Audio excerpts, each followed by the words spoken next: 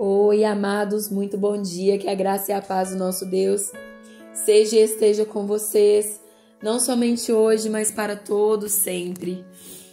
Nossa, eu estava aqui fazendo meu devocional e me lembrando de ontem, quando eu estava voltando do culto com a minha tia, e eu falei com ela: meu Deus, como é bom chorar na presença de Deus. Como é bom chorar na presença do nosso Pai eterno. E eu fiz o meu devocional aos prantos, chorando, porque o que Deus falou hoje é muito profundo e eu quero te convidar neste momento a fechar os seus olhos por um minuto, a agradecer ao Senhor por estar te dando mais um dia de vida, querido, por estar te dando a chance de fazer algo novo, por estar te dando a chance de recomeçar. Queridos, por estar te dando mais uma chance de se voltar para Ele de todo o seu coração. Porque a hora vem e já está próximo o dia da volta do nosso Senhor Jesus. Ô Senhor, abra os corações e as mentes para que essas pessoas que vão ouvir esse devocional possam receber aquilo que o Senhor quer trazer para elas no nome de Jesus. Amém. Amados, no decorrer da nossa vida, vamos aprender muitas coisas erradas, pensando serem verdades, mas que são apenas ciladas e intentos de Satanás para nos tirar do caminho certo que nos leva rumo à presença de Deus. E muitos padecerão por acreditarem nessas mentiras, que só os afastará de Deus. E uma das piores mentiras já contadas ao povo de Deus é: uma vez salvo, salvo para sempre. A doutrina que prega esse tipo de coisa ensina que uma vez que você confessou a Jesus como seu único e suficiente Salvador e se batizou nas águas, você está salvo. Não há nada que você possa fazer para perder a sua salvação. Queridos, não se iludam. Muitos têm feito isso, mas não fazem do Senhor Jesus o seu dono. Não se entregam a Ele. O batismo é um ato de arrependimento, e o arrependimento é um ato de fé, e a fé é um ato de mudança, e a mudança é trazida e causada por Jesus, porque Ele agora habita em nós. Hoje em dia, porém, o batismo se tornou sacrilégio. As pessoas batizam apenas por aparência ou por curiosidade e confessam Jesus com os lábios, mas com o coração trancado e duro. Muitos têm sido enganados e manipulados por Satanás, levados e cegados pelo seu próprio entendimento e, sendo assim, impedidos de se achegar e conhecer a Deus. Veja só o que Paulo diz a Tito no capítulo 1, dos versículos 15 ao 16. Para os puros, todas as coisas são puras, mas para os contaminados e infiéis, nada é puro. Antes, até sua mente e consciência estão contaminados. Eles professam que conhecem a Deus, mas com as obras o negam, sendo abomináveis e desobedientes e reprovados para toda boa obra. E quem são os puros?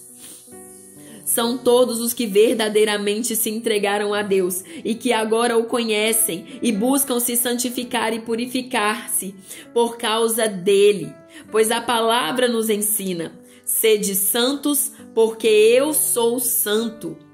Para se obter a salvação em Jesus Cristo, é preciso ser como ele foi e buscar uma nova vida, uma nova conduta. Veja o que Paulo ensina a Tito a respeito dessa conduta. Admoesta-os a que sejam submissos aos principados e potestades, que obedeçam aos magistrados e estejam preparados para toda boa obra. Que de ninguém falem mal, nem sejam contenciosos, mas bondosos, mostrando toda mansidão para com todos os homens, porque também nós éramos, noutro tempo, tolos, desobedientes, enganadores, servindo a várias concupiscências e prazeres, vivendo em malícia e inveja, odiosos e odiando uns aos outros. Mas quando a benignidade e o amor de Deus, nosso Salvador, para com os homens apareceu, não pelas obras de justiça que houvéssemos feito, mas segundo a sua misericórdia, nos salvou pela lavagem da regeneração e da renovação do Espírito Santo, que abundantemente ele derramou sobre nós, por Jesus Cristo, nosso Salvador, para que, sendo justificados por sua graça, sejamos feitos herdeiros, segundo a esperança da vida eterna. Reflitamos no que Paulo vai dizer aqui. Ele ensina a Tito que admoeste aos cristãos que eles sejam submissos, obedientes e preparados para toda boa obra.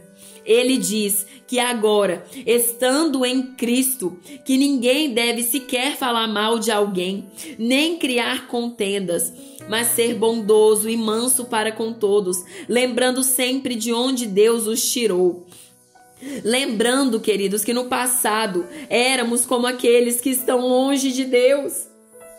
Também éramos tolos, desobedientes, enganadores, e servíamos aos nossos deleites, às nossas vontades e prazeres. Éramos maus, invejosos e odiosos. Mas tudo isso ficou no passado, porque Jesus, o nosso Salvador e o próprio amor de Deus apareceu.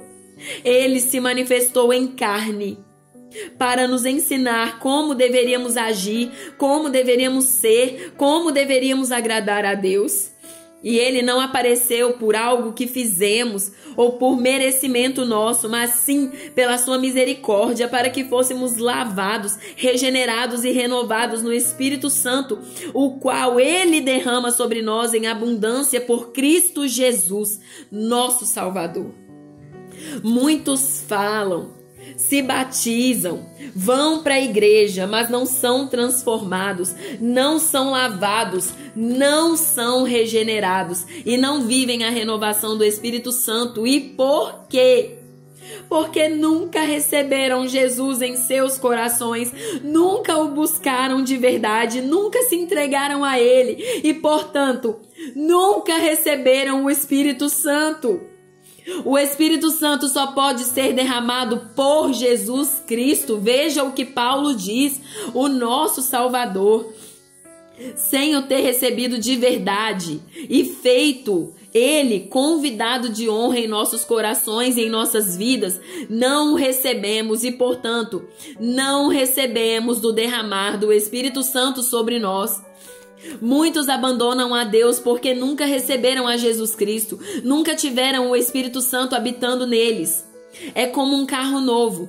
Ele oferece uma boa experiência, conforto, abrigo e segurança, mas saindo um aparentemente melhor, ele é trocado.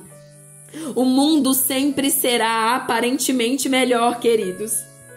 Sempre será aparentemente mais convidativo, mas aqueles que realmente se entregaram a Jesus e são salvos verdadeiramente não o trocam, porque o Espírito que é derramado sobre eles não os permite fazer isso. E por que não? Porque é Ele quem nos convence do pecado, da justiça e do juízo. E por isso, queridos, não encontramos espaço para nos afastar de Deus ou trocá-lo. Quando recebemos Jesus e damos lugar a Ele, Ele nos enche com o Espírito Santo. E é Ele quem nos guia, quem nos dá sabedoria, quem nos transforma. Ao recebermos Jesus e darmos nossa vida a Ele, o passado não nos cabe mais. E esta é uma palavra fiel, e estas coisas quero que deveras afirmes constantemente, para que os que creem em Deus procurem manter as boas obras. Estas coisas são boas e proveitosas aos homens, mas evita questões tolas, genealogias e contendas e debates acerca da lei, porque são inúteis e vãs. Como eu disse, queridos, o que cabe não é a nossa opinião, ou o que nós pensamos, ou o que achamos que é. Se eu recebi Jesus e possuo o Espírito Santo, o que me cabe é a vontade deles, mesmo que não seja a minha, mesmo que seja contrário ao que eu acredito, ao que eu quero. Minha nova vida em Cristo requer uma conduta, e mesmo precisando ser bom, manso e paciente com todos, Paulo vai nos ensinar a respeito de alguns, aqueles os quais ele vai se referir como hereges. E ele diz: ao homem que é herege. O que é um herege? É todo aquele que adota ou sustenta ideias, opiniões, doutrinas e etc., contrárias às admitidas por um grupo. Para resumir, é o nome dado ao indivíduo que questiona certas crenças estabelecidas por uma determinada religião. E qual religião, queridos, um cristão deve seguir? Católica? Batista? Quadrangular? Presbiteriana? Não! A religião que Jesus Cristo nos ensina, amando a Deus sobre todas as coisas e aos nossos irmãos como a nós mesmos. Mas nem todos serão adotados para serem chamados de irmãos.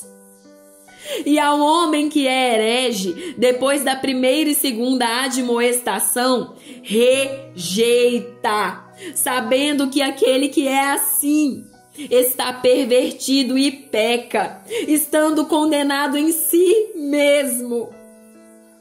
Ao longo desse ano eu aprendi que se Deus rejeita, querido, aquele que o rejeitou, não existe oração, nem jejum, nem campanha, nem nada que possa mudar a decisão de Deus a respeito daquele que antes de tudo o abandonou, o rejeitou e o excluiu de sua vida. Mas e quanto a nós que ficamos, nós que nos dizemos salvos, Deus quer algo de nós, e o que é? Ele quer que sejamos santos, que nos purifiquemos, que nos lavemos de todo pecado, que renunciemos à nossa carne diariamente e que o busquemos constantemente, não só porque sabemos que Jesus vem, mas porque o amamos e o desejamos mais do que tudo. E seguindo a paz com todos os homens, inclusive aqueles que eu não concordo, e a santidade, sem a qual nenhum homem verá o Senhor. Fomos chamados para ser santos, puros, e é assim que devemos nos apresentar a Deus todos os dias. O nosso foco não é o outro, não são os outros, somos nós. Qual é o tipo de vida que você tem levado se dizendo cristão? Essa vida glorifica a Deus ou não? Você tem se santificado para ver o Senhor, ou você tem se sacrificado para receber algo dele? Reflita sobre isso e entregue-se a Ele totalmente. Apresentem os vossos corpos em sacrifício vivo, santo e agradável a Deus, que é o vosso culto racional. Aleluias e glórias a Deus, louvado seja o nome do nosso Senhor Jesus Cristo. Amém.